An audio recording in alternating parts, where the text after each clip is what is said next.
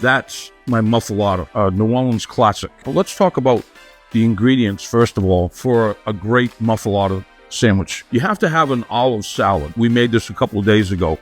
It's important for it to marinate to get all of those great flavors. If you want to make it from scratch, we have a little gardenia mix, which is a sort of pickled cauliflower, a little bit of carrot, red pepper, green olives, black olives, capers, oregano, thyme, parsley, crushed red pepper, as much as you'd like.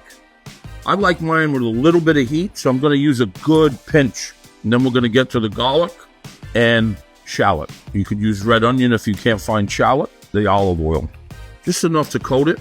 And it's really important that you do this at least the day before to get all of those great flavors combined. Here's the muffuletta bread. It's basically a seeded Italian bread. If you can't find it in a round shape like we have here in New Orleans, a lot of Italian seeded bread also comes in loaf form. And then there's the guts of the muffuletta. Now, what I like to do as we start to layer this, I like to start with a little bit of olive oil on the bread. That marinated olive relish, we're going to add that on the bottom. And then we start to layer.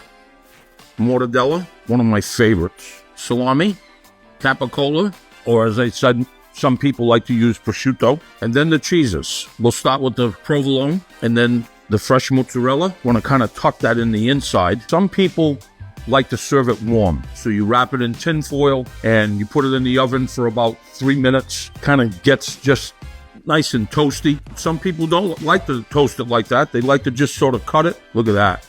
Here's the best part right here. All of those layers of flavor.